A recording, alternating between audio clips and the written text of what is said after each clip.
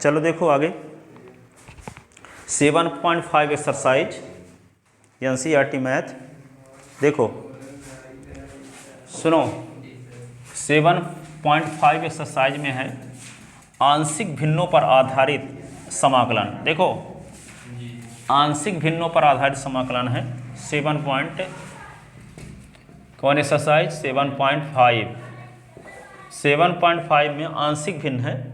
तो आंशिक भिन्न पर आधारित क्वेश्चन बताने के लिए 3 रूल बताते हैं, फिर क्वेश्चन बताते हैं। 3 रूल ये हैं कि जैसे मान लो 5/6 एक भिन्न है, तो इस 5/6 को हम लिख सकते हैं 1/2 धन 1/3। तो जब इसमें अंश की घात अंश कम है हर से, तो उसको कहते हैं हम उचित भिन्न। जैसे 5/6 है तो इसको क्या बोलेंगे हम उचित भिन्न। क्या बोलेंगे उचित भिन्न। लेकिन 22/7 को क्या बोलेंगे विषम भिन्न।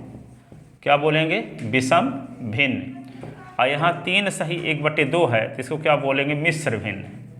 क्या बोलते हैं मिश्र भिन्न। नमस्ते। ठीक है, जिसका अंश कम हो हर से, जिसका अंश कम हो हर से तो उसको क्या बोलते हैं उचित भिन्न।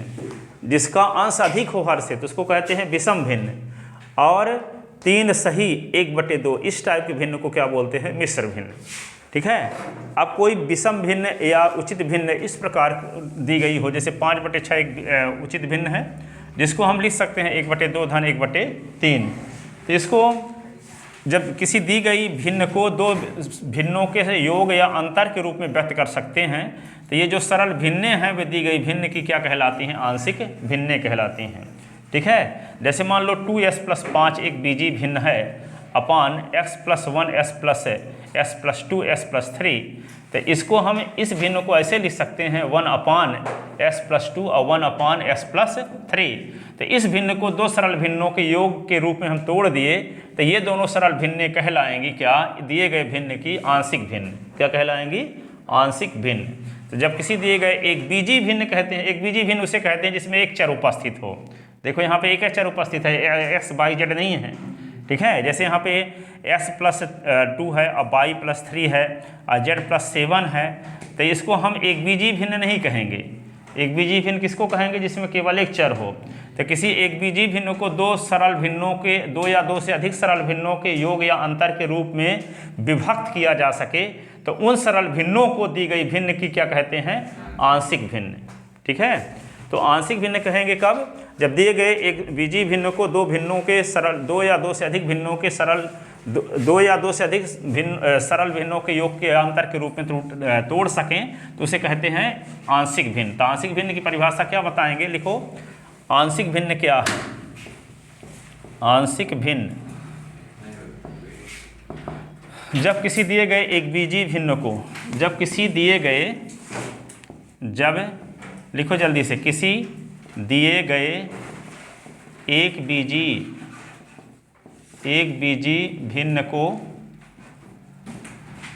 2 या 2 से अधिक 2 या 2 से अधिक सरल भिन्नों के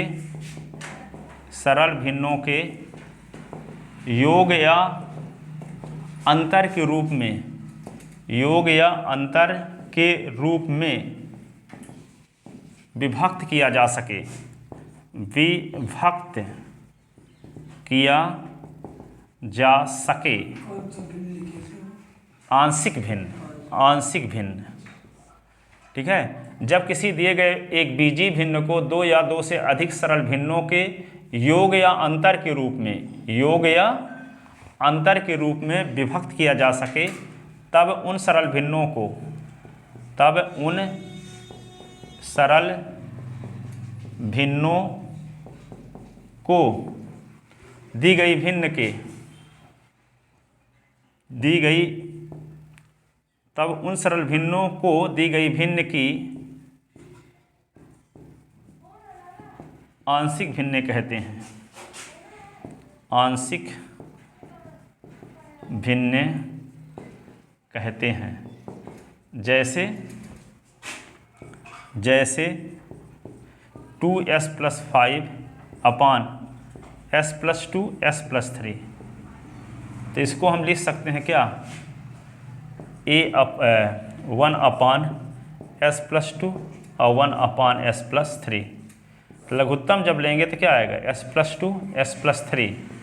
तो इस लघुत्तम में इसका भाग, तो यहाँ पे क्या बचेगा, s+3 और ये क्या होगा s+2, वही ना आ रहा है 2s+5/s+2s+3। ठीक है, इसको लघुत्तम लेके सॉल्व करो तो वही आता है। इसका मतलब इस भिन्न को इन दो भिन्नों के योग के रूप में लिखा जा सकता है। ठीक है, तो जब इन दो सरल भिन्नों के योग के रूप में लिखा जा सकता है तो ये दोनों भिन्ने इस भिन्न की क्या हैं, आंशिक भिन्ने हैं। तो यहाँ 1/s+2 एवं 1/s+3 2x+5/s+2x+3 की आंशिक भिन्ने हैं, आंशिक भिन्ने हैं। तो यहाँ 1/s+2 1/s+3 2s+5/s+2s+3 की आंशिक भिन्ने हैं। ठीक है, तो समझ में आया सेंस। जब किसी दिए गए एक बीजीय भिन्न को दो सरल भिन्नों के योग या अंतर के रूप में तोड़ देते हैं तो जो सरल भिन्नें होती हैं वे दी गई भिन्न की क्या कहलाती हैं, आंशिक भिन्नें कहलाती हैं। अब आंशिक भिन्नों में विभक्त करने के 3 रूल हैं। जब हर में रेखी गुणनखंड हो, रेखी गुणनखंड उसे कहते हैं जिस गुणनखंड की अधिकतम घात 1 हो। तो इस गुणनखंड की अधिकतम घात 1 है, इस गुणनखंड की अधिकतम घात 1 है। तो जब हर में रेखी गुणनखंड हो तो उसको आंशिक भिन्न में तोड़ते समय क्या करेंगे, a/, पहला रेखी गुणनखंड प्लस b/, दूसरा रेखी गुणनखंड। ठीक है, तो यहाँ पे दिए गए एक बीजीय भिन्न को देखो, एक बीजीय भिन्न को आंशिक भिन्नों में विभक्त करने की विधि। एक बीजीय भिन्न को आंशिक क्या बोले, ये बोल रहे हैं कि इस भिन्न को इस भिन्न और इस भिन्न के योग के रूप में तोड़ देते हैं, इसका लघुत्तम लेंगे, सॉल्व करेंगे तो यही आएगा। तो ये भिन्न दो सरल भिन्नों के योग के रूप में टूट गया, तो ये दोनों भिन्ने कहलाएंगी इसकी आंशिक भिन्ने। जैसे एक आदमी के 2 लड़के हैं तो उसका बंटवारा होगा तो 1/2 1/2 मिलेगा कि नहीं मिलेगा। तो 1/2 1/2 1 के 2 टुकड़े हुए कि नहीं, तो ये दोनों टुकड़े क्या कहलाएंगी, आंशिक धन। ठीक है, लेकिन ये भिन्न थी तो आंशिक भिन्न। नहीं समझ में आया, आंशिक भिन्न किसी भिन्न को 2 या 2 से अधिक भिन्नों के योग या अंतर के रूप में तोड़ दें, उसको विभक्त कर दें, तो वे सरल भिन्ने कहलाते हैं दी गई भिन्न की आंशिक भिन्ने। इसका लघुत्तम लेके सॉल्व करे अभी तो दिखाए तो यही आया था। इसका मतलब ये भिन्ने इसी के 2 टुकड़े हैं, तो ये दोनों टुकड़े क्या कहलाएंगे, इसकी आंशिक भिन्ने। तो जब किसी एक बीजीय भिन्न उसे कहते हैं जिसमें एक चर उपस्थित। तोड़ने के तरीके तो आप बताने वाले हैं, तोड़ते कैसे हैं। अभी तो आंशिक भिन्न की परिभाषा बताए, अब आंशिक भिन्नों में विभक्त करने की विधियां बता रहे हैं। ठीक है, एक बीजीय भिन्नों को आंशिक भिन्नों में विभक्त करने की विधि, आंशिक भिन्नों में विभक्त करने की विधि। आपको लगता होगा कि हम कैसे जानेंगे कि हाँ एक रखना पड़ेगा, यहाँ पे रखना पड़ेगा, तो वो तरीका आप बताने वाले हैं, वो तो हमको याद था तो लिख दिए। ठीक है, एक बीजीय भिन्न को आंशिक भिन्नों में विभक्त करने की विधि, विभक्त करने की विधि। नंबर फर्स्ट, पहली विधि, जब हर में रेखी गुणनखंड हो। नंबर ए, जब हर में रेखी गुणनखंड हो, हर में रेखी गुणनखंड हो। जैसे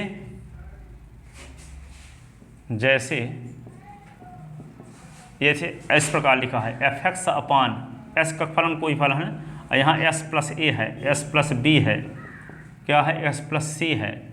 तो क्या करेंगे, यहाँ a बटे करेंगे s+a, अब b बटे करेंगे s+b, और c बटे करेंगे s+c, और a b c का मान निकालेंगे।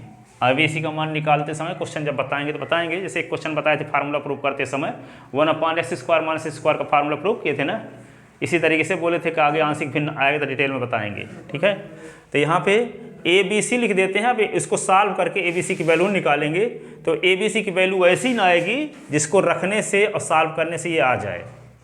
ठीक है, अब ABC की वैल्यू क्वेश्चन के माध्यम से पता चलेगा कैसे निकालते हैं, पर ध्यान ये इतना रखना है कि जब हर में रेखी गुणनखंड, समझ गए रेखी गुणनखंड क्या है, हर एक गुणनखंड की पावर 1 यदि है तो इस प्रकार से तोड़ते हैं।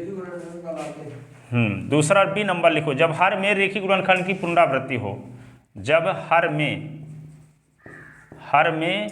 रेखी गुणनखंड की पुनरावृत्ति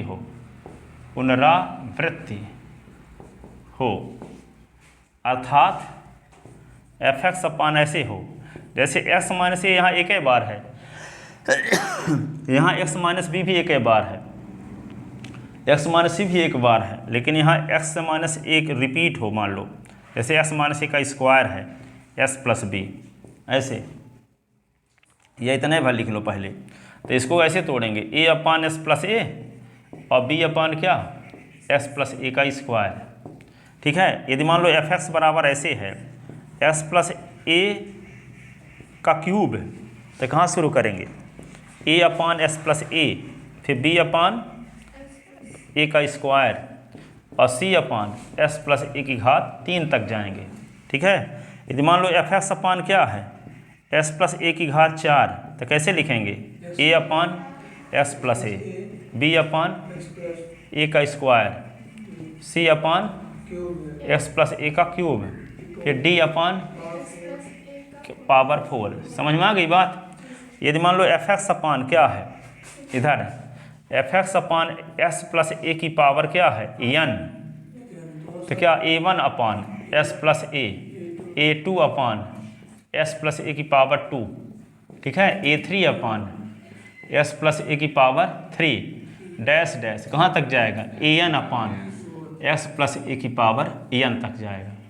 जहाँ एक से शुरू करेंगे n तक पहुँचेंगे ABC लिखते हुए। ठीक है, तो समझ में आ गया। जब हर में रेखी गुणनखंड की पुनरावृत्ति हो तो आंशिक भिन्न में ऐसे तोड़ते हैं। ठीक है, फिर ABC का मान निकालेंगे कैसे, क्वेश्चन के माध्यम से पता चलेगा। ठीक है, अब तीसरा और है कि जब हर में द्वितीय घात का बहुपद हो। अभी क्या था, रेखी गुणनखंड की पुनरावृत्ति वाला।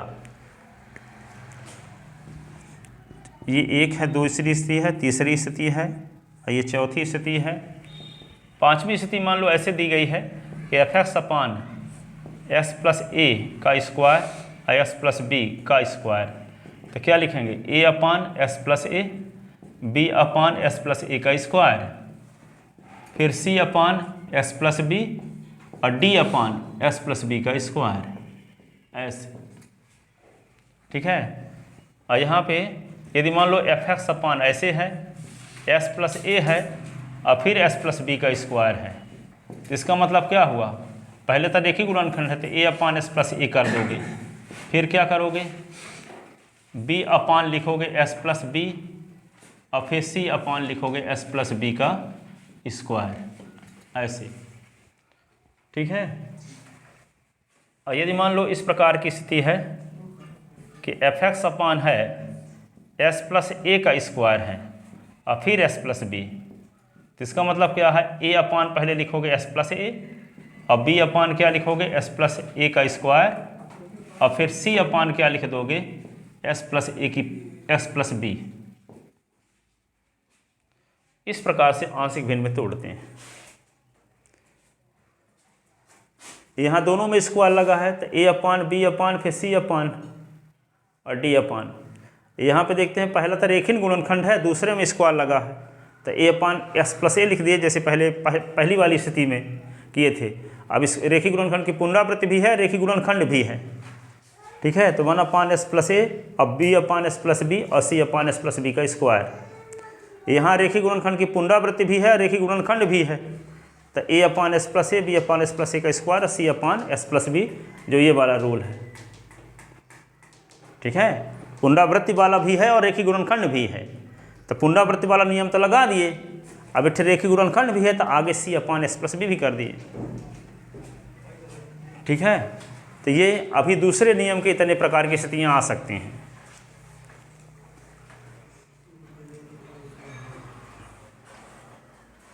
लिखो,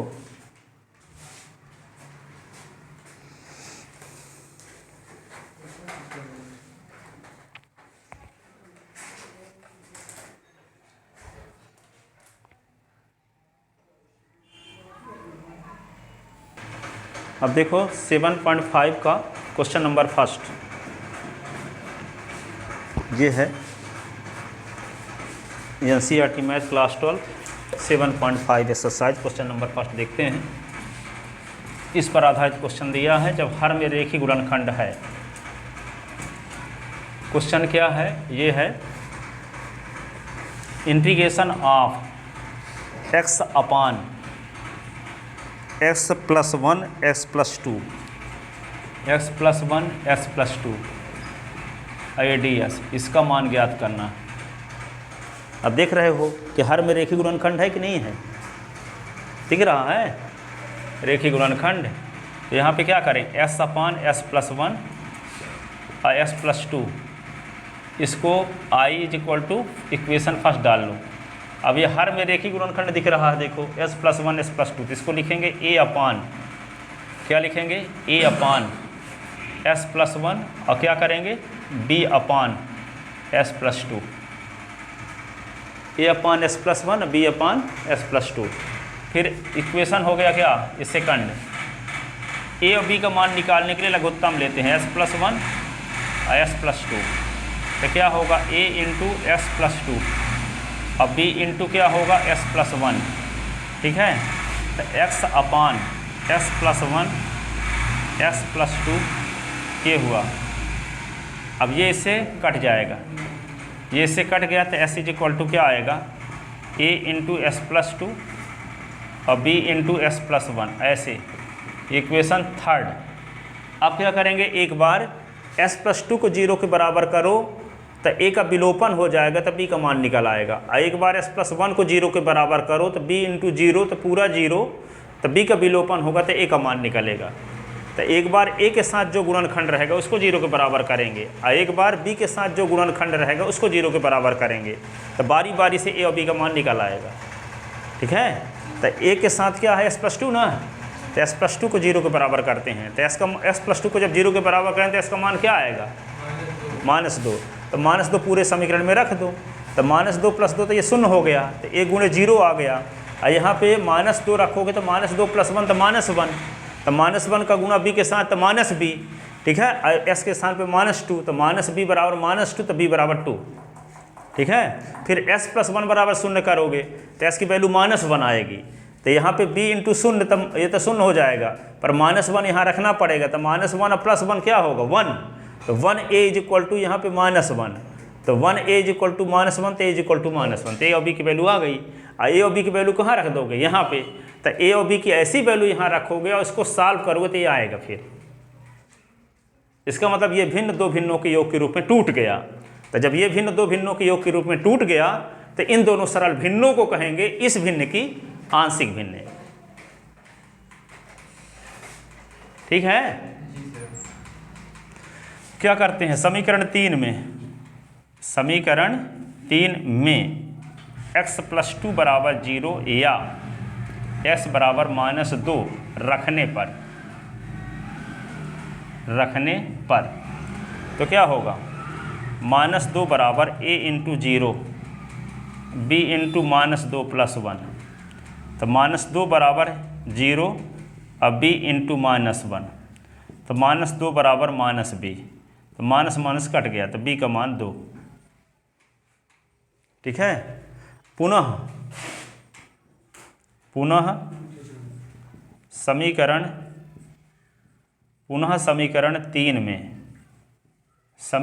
3 में क्या करें, s + 1 = 0 या x = -1 रखने पर तो क्या होगा, -1 = a × s के स्थान पे -1 + 2 और b तो -1 और +1, ठीक है। तो -1 तो a × क्या होगा, 2 से 1 निकला तो 1 और b × 0, ठीक है। तो इम्प्लाइज a = -1, a = -1। a और b का मान कहाँ रखोगे, समीकरण 2 में, तो a और b का मान समीकरण 2 में रखने पर तो a एवं b का मान 2 में रखने पर 2 में रखने पर, तो जब 2 में रखोगे तो क्या आएगा, x अपान x प्लस 1, ये क्या होगा x प्लस 2। ए के स्थान पे क्या लिखेंगे, -1 अपान x प्लस 1। बी के स्थान पे क्या लिखेंगे, 2 x प्लस 2। अब लिखो क्या, दोनों साइड का इंटीग्रेशन, तो x अपान s प्लस 1 s प्लस 2, ये dx, 1 अपान s प्लस 1 dx, और 2 अपान s प्लस 2 ये dx। ये तो दिया गया फलन ही था, i मान ली इसको, ये माइनस लाग s प्लस 1, ये 2 लाग s प्लस 2 प्लस c, तो i इज इक्वल टू क्या हुआ, माइनस लाग x प्लस 1, और ये लाग x माइनस 2 की पावर s प्लस 2 की पावर 2 प्लस c। अब प्लस वाले को पहले लिख लिए, लाग s प्लस 2 की पावर 2 और माइनस लाग s प्लस 1 प्लस c। तो इसी को क्या लिख सकते हैं, लाग s प्लस 2 का स्क्वायर अपान s प्लस 1 और ये प्लस c, ये आंसर क्या हुआ, ये आंसर। ठीक है, समझ में आया कि ए और बी का मान कैसे निकालते हैं। ए और बी का मान निकालने के एक और दो तरीके और हैं। ये तो पहला तरीका है। अभी एक तरीके की प्रैक्टिस कराते हैं, फिर दूसरा तरीका बताएंगे, पता चला कंफ्यूज हो गए। ये ठीक है सर। ठीक है, दूसरा बताएंगे तो फिर दूसरे वाला ठीक है। हाँ, देखो उधर लगाते रहो, हम दूसरा वाला तरीका यहाँ बता देते हैं जल्दी से। न लिखना ना आप, ठीक है। हाँ लिखो, ए के मान के लिए, ए के मान के लिए, तो ए के मान के लिए x अपान s प्लस 1 s प्लस 2, ए वाले भर को लिखो बाकी, और बाकी छोड़ दो। ए वाला क्या है, a upon s plus 1 s plus 1 दोनों साइड से काट दो, और जिसको काटे उसको 0 के बराबर करो, तो s की वैल्यू क्या आ गई, -1। जो बचा है लेफ्ट हैंड साइड में s प्लस, तो उसमें s के स्थान पे -1 रख दो, तो a का मान आ गया -1 अपान -1 प्लस 2, तो ये क्या होगा, -1 अपान 1 इज इक्वल टू ए। तो इम्प्लाइज ए का मान -1 आ गया। क्या करते हैं, ए का मान जब निकालना है ना, तो इसको तो पूरा उतारो, ए वाले भर को लिखो, और जो दोनों साइड में उसको काट दो, तो उसको काट दिए, जिसको काटे हो उसको 0 के बराबर करो, तो इसकी वैल्यू निकल आई -1। तब जो लेफ्ट हैंड साइड में काटने के बाद बचा है उसके स्थान, एस के स्थान पे -1 रख दो, तो -1, ये -1 प्लस 2, तो ए का मान आ गया। ठीक है, अब बी का मान निकालना है, तो बी वाले भर को लिखो, s प्लस 2 को काट दो, s प्लस 2 को काटोगे तो क्या होगा, s प्लस 2 को 0 के बराबर करके इसकी वैल्यू निकालोगे, जो लेफ्ट हैंड साइड में बचा उसमें s के स्थान पर -2 रखना होगा।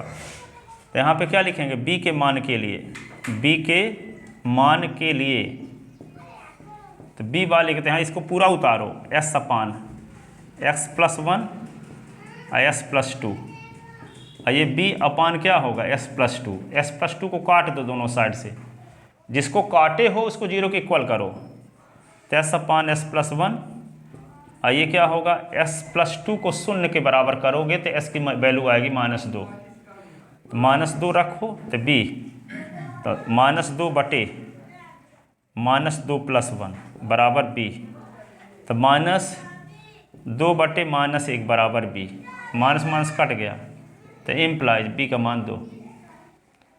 समझे क्या, उधर है देख रहे थे। ये अवकलन कैसे हो गया सर, थोड़ा समझा दीजिए। अवकलन कहाँ की है, समाकलन। वही सर, वो समाकलन का 1/s का समाकलन log s होता है, जानते हैं ना, देखिए गुणनखंड यदि है तो इसकी घात 1 है ना, तो इसका log s प्लस 1 हो गया, इसका 2 log s प्लस 2 हो गया c। अब इसको क्या किए, इसी को सीधे उतार दिए, ये log के पहले जो होता है पावर में चला जाता है, log के नियम से, प्लस c। अब प्लस वाले को पहले लिख दिए, माइनस वाले को बाद में, log का नियम लगा दिए, log m minus log n, तो log m अपान n। ठीक है, कौन? ए का मान निकालना है। अब ए का मान निकालना, सुनो, अब ए का मान निकालने के लिए दूसरा तरीका, ए का मान निकालना चाहते हो तो बाएं पक्ष को लिख लो और ए वाले को लिख लो। अब दोनों साइड में जो है इसको काट दो, तो काट दिए, जिसको काटे हो उसको 0 के बराबर करके एस की वैल्यू निकाल लो। एस की वैल्यू बाएं पक्ष में जो बचा है उसमें रख दो।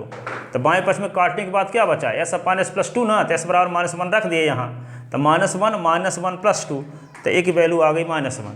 बी का मान निकालना है तो इसको अब बी वाले को लिखो। अब दोनों साइड में एस प्लस 2 है तो एस प्लस 2 को काट दो, जिसको काटे हो उसको 0 के बराबर करो, तो एस की वैल्यू -2 और लेफ्ट हैंड साइड में जो बचा है उसमें एस के स्थान पर -2 रख दो। तो क्या है? -2 और -2 प्लस 1, तो b इज इक्वल टू क्या आ गया? -2 अपान -1 b, तो b इज इक्वल टू 2। और ए और बी का मान कहाँ रख दोगे? समीकरण 2 में। जी सर, दोनों सरल है सर, कोई भी लगा सकते हैं। तो में से कोई भी लगा सकते हो। चलो देखो आप क्वेश्चन नंबर अगला NCERT का। सवाल सरल है सर। तो देखो दूसरा क्वेश्चन ये है, लिख लेते ना? जी सर, पूरा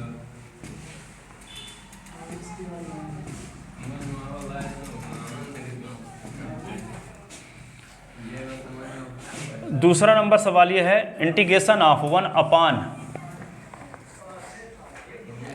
x² - 9 ये dx। इसमें तो फार्मूला भी लग जाएगा, लेकिन ये आंशिक भिन्न वाली एक्सरसाइज है, तो इसका मतलब ये है x² - 3 का स्क्वायर ये dx। 3x + 3, वो तो डायरेक्ट फार्मूला है, इस तरीके से लगाओगे आप। हाँ, तो ऐसे लगाओगे, एक नंबर का आएगा तो अब लगा देना फार्मूला। हाँ, नहीं तो ऐसे लगाओगे तो फार्मूला डायरेक्ट है। हाँ, यहाँ पे इस तरीके से लगाओगे आंशिक भिन्न। अब क्या करोगे? 1 अपान s - 3 s + 3, a upon s - 3 b upon s + 3। ये इक्वेशन हो गया फर्स्ट, ये इक्वेशन हो गया फर्स्ट, और ये हो गया सेकंड। ठीक है? ए के मान के लिए क्या लिखोगे? 1 अपान s - 3 s + 3 a upon s - 3। ठीक है? फटाफट लिखो ना भाई। ये टॉपर स्टूडेंट का एटीट्यूड ये थोड़ी है। वो टॉपर फिर नीचे चले जाएंगे, नीचे से टॉप करने लगेंगे। उनकी जब इस हैबिट फॉलो करोगे तो रिजल्ट वैसे ना आएगा जिस प्रकार की हैबिट रहेगी आपकी। मेरे से पहले लिखने की हैबिट बनाओ। जितने टॉपर स्टूडेंट हैं वे, हम क्वेश्चन लिखे नहीं कि उनका आंसर आ गया, इतना एक्साइटेड, ये नहीं कि सो गए, पढ़ाने वाले को भी सुला दिए। सब अपने से करने लगो, हाँ आपको लिखते हो, ये देखो करो, यह नहीं कि घर में फिर पढ़ो। घर में टाइम कहाँ बचता है? स्कूल गए, ट्यूशन गए, तो क्वेश्चन हम लिखे के लगाने लगे आप। अब बनता है तो बोर्ड ना देखो फिर, पर जहाँ जरूरत है फिर देखो। पर ये नहीं है कि बनता है तो घर में लगाएंगे। घर में कैसे लगाओगे? टाइम कहाँ है घर में लगाने के लिए? तो यहाँ पे s - 3 को 0 के इक्वल करो तो s = 3, तो 1 अपान क्या होगा? 3 + 3, तो a = क्या होगा? 6, 1 अपान 6। अब b के मान के लिए क्या करेंगे? b के मान के लिए तो 1 अपान x - 3 s + 3, तो b अपान क्या होगा? s + 3। दोनों साइड से s + 3 को काटो, जिसको काटो उसको 0 के इक्वल करोगे तो s की वैल्यू क्या आएगी? -3। तो 1 अपान क्या होगा? s - 3 और s के स्थान पे -3। हाँ, एक -3 और -3 दोनों लगाना है। तो 1 अपान -6 = b। b = उसको तो सुने नहीं दीजिए तो और आसान आपको लगती। ठीक है? ए की वैल्यू सुन लो, ए की वैल्यू जब निकालना होता है तो ए वाले इसको लिखेंगे और जो दोनों में है उसको काट दो, जिसको काटे हो उसको 0 के इक्वल करो। तो इसकी वैल्यू 3 आती है, तो बाएं पक्ष में काटने के बाद जो बचा है s = 3 रख दो, तो 1 अपान 3 + 3 तो a = 6, 1 अपान 6। अब मान लो b की वैल्यू जब निकालना है तो b वाले को लिखो। ठीक है? अब दोनों साइड में जो है उसको काट दो, तो दोनों को काटने के बाद क्या, जिसको काटे उसको 0 के इक्वल करो, तो एस प्लस 3 को 0 को इक्वल करो तो इसकी वैल्यू -3 आएगी, तो -3 इसके स्थान पे रख दिए, तो 1/, क्या आया -6, तो बी की वैल्यू -1/6। ए और बी का मान कहाँ रखोगे, समीकरण 2 में। ए और बी का मान कहाँ रखोगे, समीकरण 2 में। तो देखो अब ए और बी का मान समीकरण 2 में रखने पर, तो ये होगा 1/x - 3 x + 3। ए के स्थान पे क्या लिख दोगे, ए की वैल्यू जो आई हो, क्या आई है 1/6, तो 1/6 अपान x - 3, बी की वैल्यू -1/6 अपान s + 3। अब -1/6 को कॉमन ले सकते हो, दोनों साइड का इंटीग्रेशन करते हैं, तो 1/s - 3 और s + 3, अब ये dx 1/6, ये क्या होगा 1/s - 3 dx 1/6 1/s + 3, ये dx, ये i हो गया, और 1/6 log x - 3 1/6 log s + 3 plus c, तो i = 1/6 कॉमन, तो क्या हुआ log s - 3 और minus log s + 3 plus c, तो i = 1/6 log x - 3 upon s + 3 plus c, ये आंसर।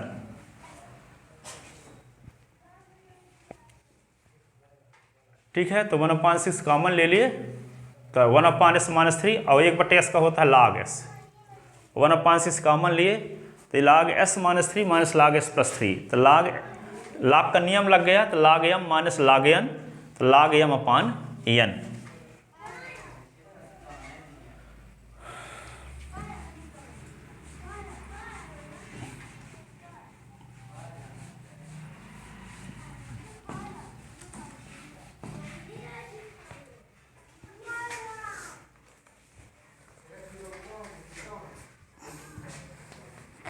तीसरा सवाल देखो, integration of 3x - 1 upon x - 1 x - 2 s - 3, 3 रेखीय गुणनखंड है यहाँ। रेखीय गुणनखंड जब रहेगा तो अब ये दूसरी वाली विधि लगाया करो, क्योंकि अब वो पहली वाली विधि लगाने ज़्यादा टाइम लगेगा उसमें। ठीक है, पहली जो दूसरी विधि लगाए हैं तो वे बहुत जल्दी लग जाएगा ABC का मान, जब 3-4 गुणनखंड रहते हैं। 2 गुणनखंड में तो आप कोई भी लगाओ तो उतने टाइम लगेगा, लेकिन जब 2-3 गुणनखंड है, 4 गुणनखंड है, 5 गुणनखंड है, 3 है, ऐसी कंडीशन में ये वाली विधि ज़्यादा सफिशियंट है जो दूसरी बताई गई। इसमें क्या कि 1/6 कॉमन ले लिए, तो 1/s - 3 या माइनस प्लस माइनस मिलके माइनस, तो -1/6 1/s + 3, ये रेखीय गुणनखंड है तो लाग हो गया 1/s वाला रूल। ठीक है, हाँ, क्वेश्चन नंबर 7वां नहीं है, वे क्वेश्चन तीसरा है, वो तो 11वीं क्लास का लिखा है। ठीक है, तो यहाँ पे 1/6 s माइनस, अब ये क्या है 1/6 दोनों से कॉमन ले लिए, तो log s - 3 minus log s + 3 और log m minus log n का फार्मूला। ठीक है, अब देखो यहाँ पे इसको i मान लिए और इसको इक्वेशन फर्स्ट डाल लिए। ठीक है, अब हम 3x - 1 बटे इसको आंशिक भिन्न में तोड़ते हैं, तो s - 1 x - 2 और s - 3। देखो इसको क्या करोगे, a अपान पहला रेखीय गुणनखंड, b अपान दूसरा रेखीय गुणनखंड, c अपान तीसरा रेखीय गुणनखंड, ये समीकरण नंबर 2 हो गया। अब a के मान के लिए, ठीक है, तो 3s - 1 अपान x - 1 s - 1, बाएं पक्ष को सब उतारो, इधर a वाले पद को ही लिखो केवल, a अपान s - 1, दोनों साइड में क्या है x - 1 दोनों साइड में है, s - 1 को काट दो, जिसको काटते हो उसको 0 के बराबर करो तो इसकी वैल्यू क्या निकलेगी, x - 1 को 0 के बराबर करो तो इसकी वैल्यू क्या निकलेगी 1। हाँ, तो यहाँ पे 3s - 1 अपान s - 2 s - 3, इसमें s के स्थान पे क्या रखना है 1, इज इक्वल टू ए। जो काटे हैं उसको 0 के बराबर करके इसकी वैल्यू निकालते हैं। तो 3 गुणे 1 माइनस 1, 1 माइनस 2 और 1 माइनस 3 इज इक्वल टू ए। तो यहाँ पे 3 से 1 निकलेगा तो 2, ये माइनस 1 गुणे माइनस 2, तो ए की वैल्यू क्या हो गई 2/2, कट गया तो 1, ए की वैल्यू आ गई। बी की वैल्यू निकालना है तो 3x माइनस 1 अपान x minus 1, x minus 2, x minus 3, और क्या होगा b अपान x minus 2, x minus 2 cut गया दोनों साइड से, जिसको काटे हो उसको 0 के बराबर करो। तो 3x माइनस 1 बटे s माइनस 1 और s माइनस 3, अब s बराबर 2 रख दो, बराबर क्या होगा b। तो 3 गुणे 2 और माइनस 1, ये 2 माइनस 1 और 2 माइनस 3, तो ये होगा b। 3 दूना 6, 6 से 1 निकला तो 5, 2 से 1 निकला तो 1, 2 से माइनस 3 तो माइनस 1, तो बराबर b। तो b बराबर -5। अब c के मान के लिए क्या करोगे, c के मान के लिए देखो, c के मान के लिए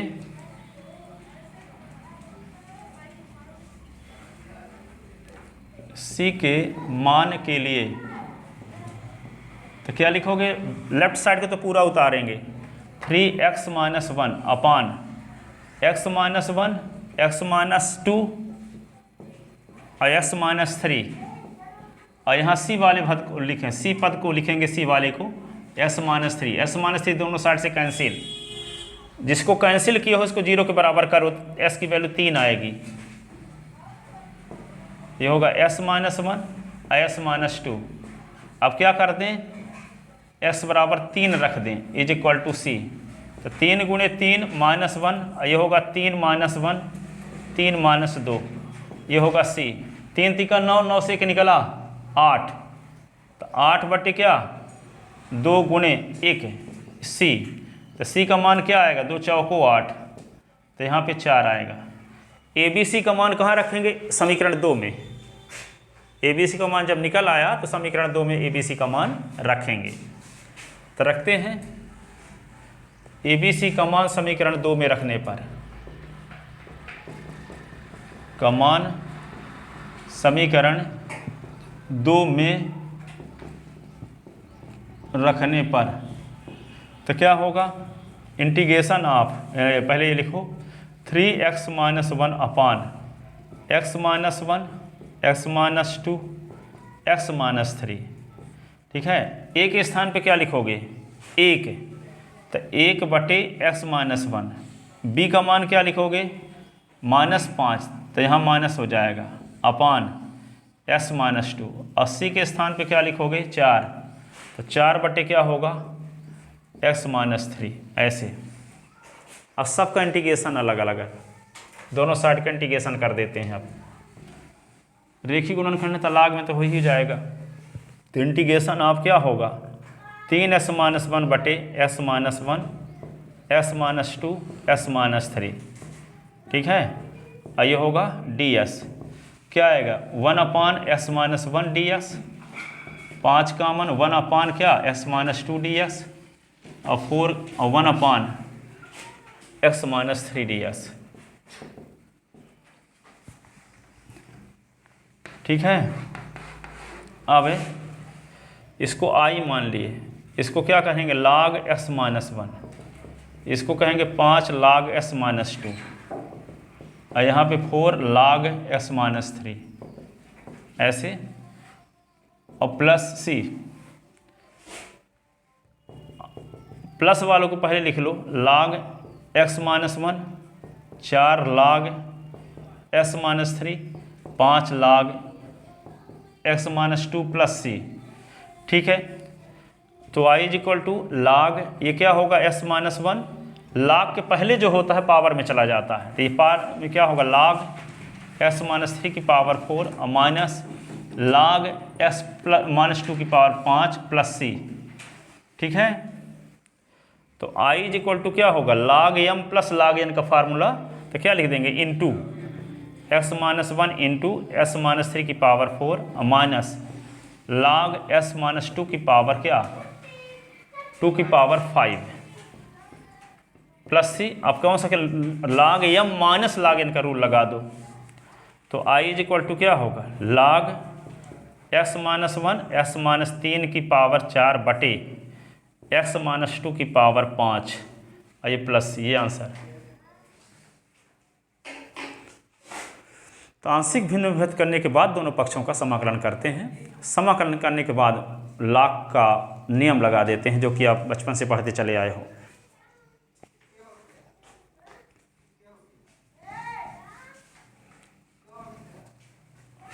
ठीक है,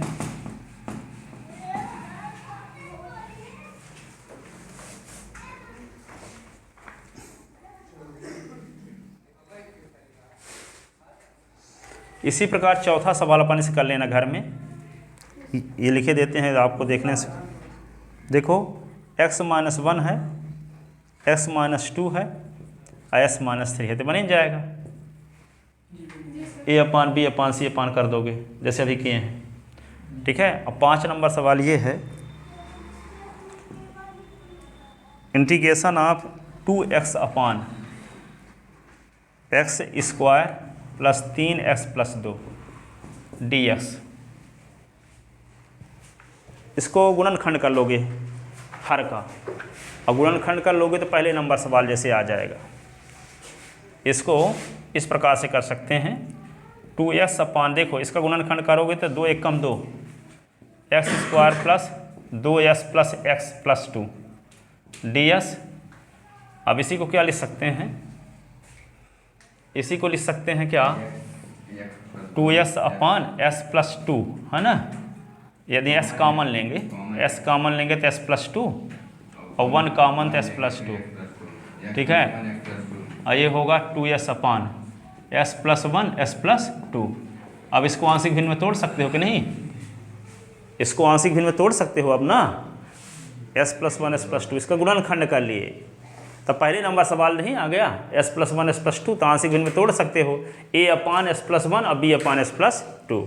a b का मान निकालो और दोनों पक्षों का समाकलन, न बनेगा।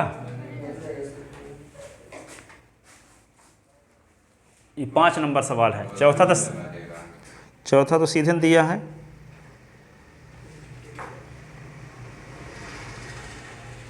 छठवां सवाल देखो,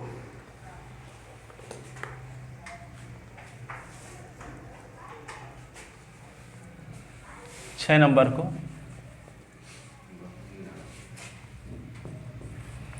छः नंबर सवाल ये है, हाँ ये तो a upon b upon c तो स्क्वायर लोग रेखीय गुणनखंड जैसे कि तीसरा किए हैं। 5 नंबर में नीचे द्वितीय घात का बहुपद दिया है तो इसका गुणनखंड कर लिए, तो गुणनखंड किए तो ये आ गया s प्लस 1 s प्लस 2। अभी पहला नंबर सवाल है, आ गया a अपान कर लेंगे s प्लस 1 और b अपान कर लेंगे s प्लस 2। ठीक है, 6 नंबर सवाल, इन क्वेश्चनों को ऐसे लगाना, ये नहीं कि जितना लिख दिए तो इतने आप भी फिर कॉपी में परीक्षा तक लिखे हो, रिवीजन जब करते हो, कल पेपर है तब भी इसी प्रकार लिखा रहेगा। इसी प्रकार लिखे रहता है। ठीक है, आगे देखो 6 नंबर क्वेश्चन, 1 माइनस हो गया, 5 मिनट बाकी है। तो x कॉमन 1 माइनस 2x, ये इंटीग्रेशन,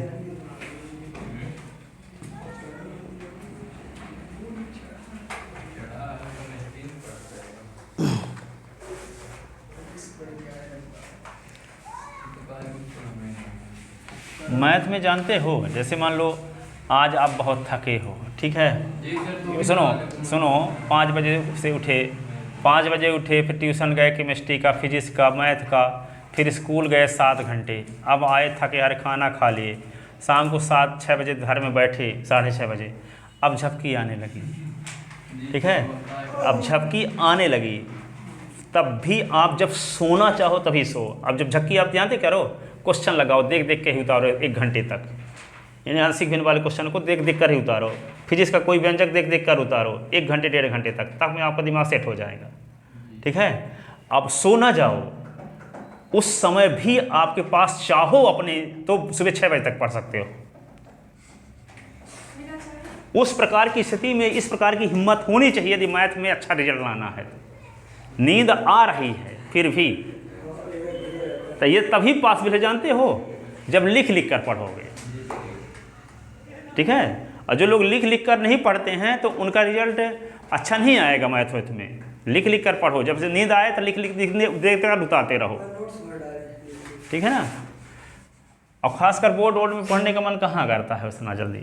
हम कब सब में अपना है, कभी सिलेंट बत्ती में लिखे, कभी बोर्ड में लिखे, लेकिन लास्ट तक में फाइनली यही ज़्यादा लंबे समय तक आपको पढ़ना है, बहुत टाइम तक पढ़ना है, 4-6 घंटे लगातार पढ़ना है। तो इसके लिए ज़रूरी है रफ कॉपी में लिखते रहो, ठीक है। लिख लिख कर पढ़ोगे तो आपको पता ही नहीं चलेगा, अब नींद भी आएगी तब भी आप पढ़ते रह सकते हो। हाँ, ठीक है। तो इसमें तो क्या करना होगा, अलग टाइप का है इसका गुणा, जैसे गुणा करोगे ना, अभी जितने क्वेश्चन बताए कि अंश की घात कम रहती थी हर की घात से, तो जब अंश की घात कम रहती थी हर की घात से तो उसको उचित भिन्न कहते हैं, ठीक है। लेकिन यहाँ अंश की घात हर की घात से अधिक हो अथवा अंश की घात हर की घात के बराबर हो तो उसको कहते हैं विषम भिन्न। क्या कहते हैं? विषम भिन्न। और जब विषम भिन्न दिया रहता है तो उसको उचित भिन्न में बदलते हैं। जैसे 22/7 विषम भिन्न है कि नहीं, लेकिन हम 22 में 7 का भाग दे दें तो 7 त्रिक 21, 1 आ गया, तो इसको लिख सकते हैं 3 सही 1/7, तो 3 धन 1/7 लिख सकते हैं। तो 1/7 में अंश कम है हर से, तो ये उचित भिन्न में बदल गया। तो जिसमें जब विषम भिन्न दिया रहेगा तो हम अंश में हर का भाग देंगे और उसको उचित भिन्न में बदलेंगे, इसके बाद आंशिक भिन्नों में विभक्त करेंगे, ठीक है। तो 6 नंबर क्वेश्चन से अलग टाइप है, वो कल बताएंगे, ठीक है। जाओ